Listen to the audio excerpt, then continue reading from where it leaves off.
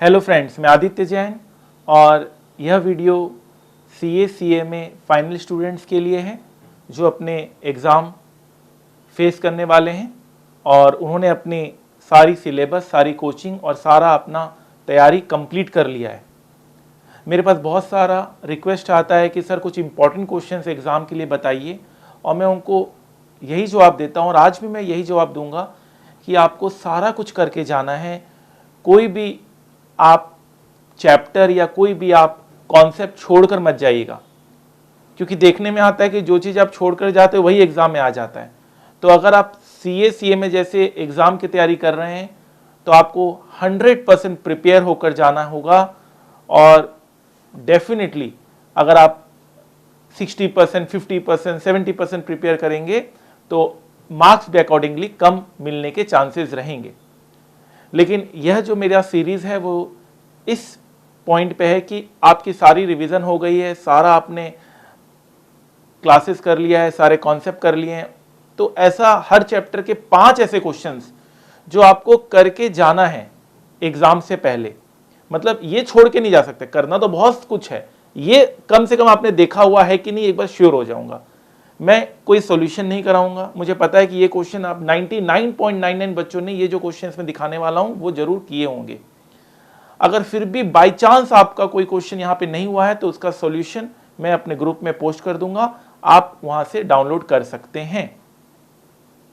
ठीक है, तो मैं सिर्फ क्वेश्चंस यहाँ पर रीड करवाऊंगा, आपको दिखाऊंगा कि आप एक तसल्ली कर लीजिए कि आपने ये क्वेश्चन किया है कि नहीं किया है। हर एक चैप्टर का मैं इस तरह से आपको बताऊंगा 5 क्वेश्चन जो आपको करना ही करना है किसी भी हाल में, और आपने जरूर किया होगा। मेरा ये मानना है कि 99.99% बच्चों ने ये जो क्वेश्चन मैं दिखाने वाला हूँ वो जरूर किया होगा। बट एक बार आप श्योर हो जाइए। चलिए फटाफट शुरू करते हैं। और ये सीरीज आपका हर चैप्टर का रहेगा, हर एक चैप्टर का अलग एक वीडियो बनेगा, तो बार बार ये बातें मैं रिपीट नहीं करूंगा। करना सब कुछ है, सब कुछ इंपॉर्टेंट है। ये क्वेश्चन देख लीजिए, जरूर आपने किया होगा, एक बार आपके माइंड में भी रहेगा हाँ ये क्वेश्चन तो मैंने किया है। बाय चांस अगर रह जाता है तो आप इस क्वेश्चन को जरूर देखकर जाइएगा। चलिए शुरू करते हैं। अच्छा, एक चीज और, ये रजिस्टर्ड बच्चे और अनरजिस्टर्ड बच्चे दोनों के लिए है। रजिस्टर्ड बच्चों को जो क्वेश्चन नंबर है वो मेरे बुक का मिल जाएगा। अनरजिस्टर्ड बच्चों का हो सकता है क्वेश्चन नंबर मैच ना करें, बट क्वेश्चन जरूर आपने किया होगा, मेरा मानना है। तो सबसे पहला आप देखिए, हमारे बुक में 13A है।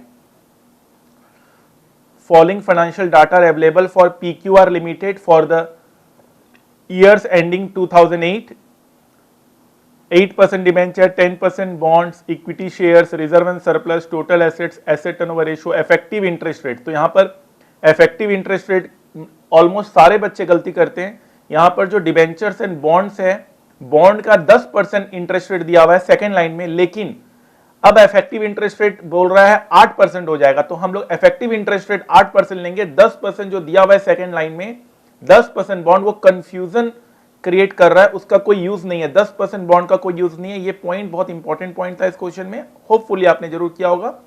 Tax rate, current market price, required rate of return, operating profit margin, dividend pay out ratio for the year ending 2008।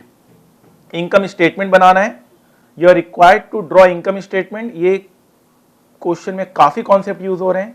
Income statement आपको निकालना है, आपको ग्रोथ रेट निकालना है, फेयर प्राइस निकालना है using growth model, dividend discount model, और आपको यह बताना है opinion on investment in the company share at current market price. तो हमें इन्वेस्टमेंट करना चाहिए कि नहीं करना चाहिए, ओवर वैल्यूड है, अंडर वैल्यूड है। जरूर ये क्वेश्चन किया होगा, किया है तो जरूर यस लिख दीजिएगा। अगर आप ये वीडियो देख रहे हैं तो आपको टोटल 5 क्वेश्चन मैं यहां दिखाने वाला हूं।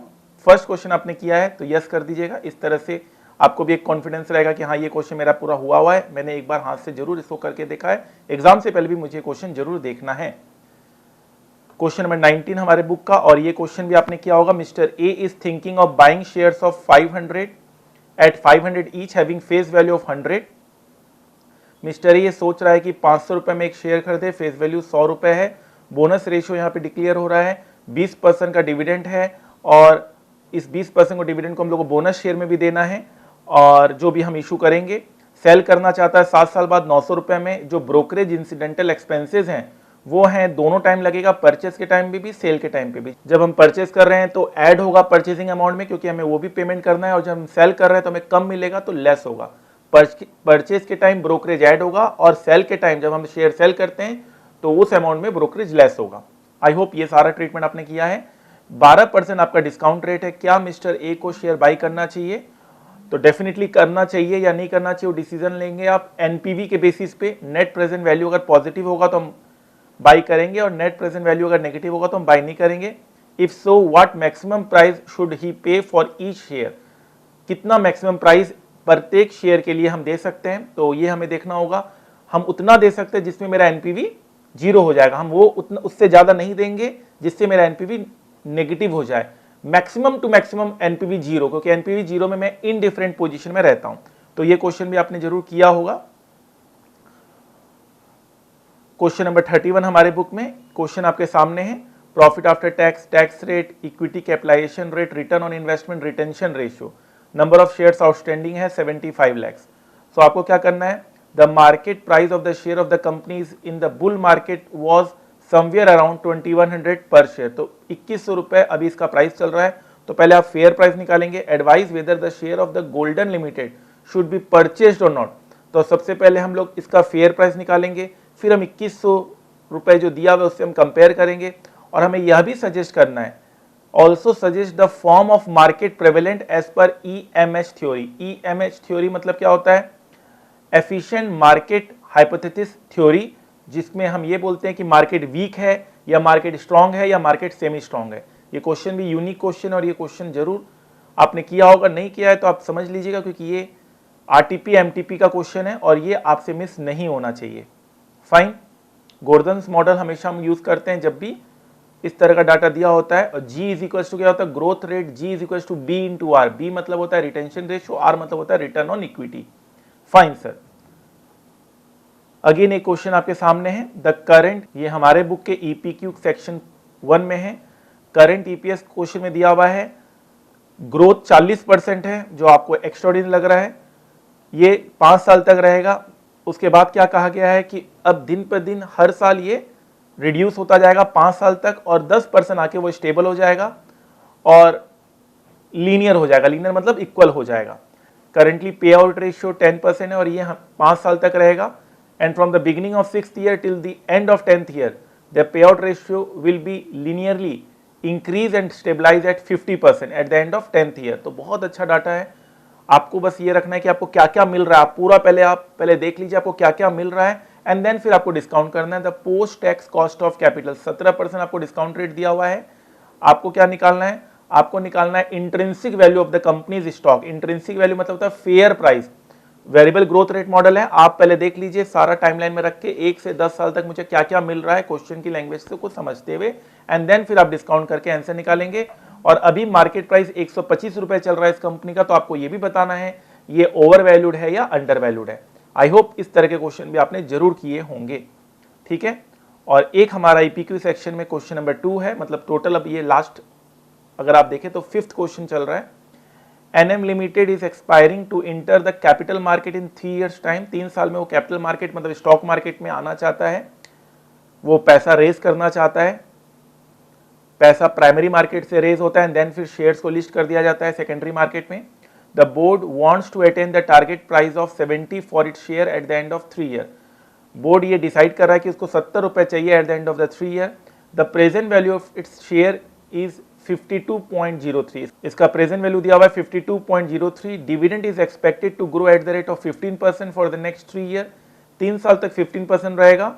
आपको डिविडेंड ग्रोथ मॉडल यूज करते हुए प्रोजेक्शंस बताने हैं। डिस्काउंट रेट है 15%। You are required to calculate the amount of dividend.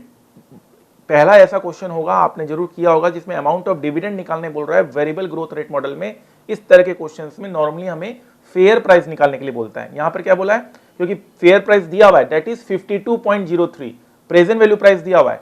आपको निकालना है amount of dividend to be declared by the board in the base year, मतलब आज हम कितना डिविडेंड डिक्लेयर करें ताकि मेरा टारगेट अचीव हो जाए। तो बहुत ही प्यारा सवाल है, आई होप ये सवाल भी आपने किया होगा। तो ये टोटल हमारे 5 क्वेश्चन हो गए। अगर आपने कोई ऐसा सवाल है जो नहीं किया है तो इसका सॉल्यूशन मैं आपको ग्रुप में पोस्ट कर दूंगा, आप वहां से डाउनलोड कर सकते हैं। आई होप अगर आपने 5 कर लिया है तो आप प्लीज कमेंट बॉक्स में लिखेंगे 1 2 3 4 5 yes yes yes yes yes.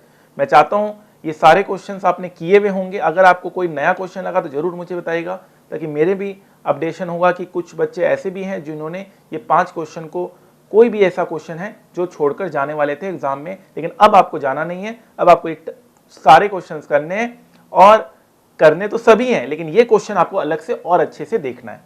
Thank you so much friends, thank you very much. अब नेक्स्ट मैं वीडियो में बॉन्ड्स के ऊपर 5 इंपॉर्टेंट क्वेश्चंस बताने वाला हूं, तो उसके लिए तैयार रहिए। तब तक के लिए thank you so much. Hopefully आपकी तैयारी बहुत अच्छे से चल रही होगी। याद रखिएगा, हमारा टारगेट 100% मार्क्स का है और हर बच्चे को 100% मार्क्स टारगेट करते हुए आगे बढ़ना है। थ्योरी भी बहुत इंपॉर्टेंट है। जिस ग्रुप में मैं इसके सॉल्यूशन को डालूंगा वहाँ पे थ्योरी बुक भी आपको पोस्टेड मिलेगा। फॉर्मूला बुक है, बहुत सारे बच्चे फॉर्मूला भूल जाते हैं, वो भी आपको करना है मस्ट। और कुछ अमेंडेड और न्यू क्वेश्चंस हैं, वो भी मैंने पोस्ट किया हुआ है ग्रुप में। आप जरूर टाइम मिले तो जरूर देखिएगा। अगर टाइम नहीं मिले तो बेयर मिनिमम तैयारी करके तो जाना ही जाना है, नहीं तो फिर आप एग्जाम फेस नहीं कर पाएंगे। Thank you so much friends, thank you very very much. Target 100% marks and crore plus salary in finance.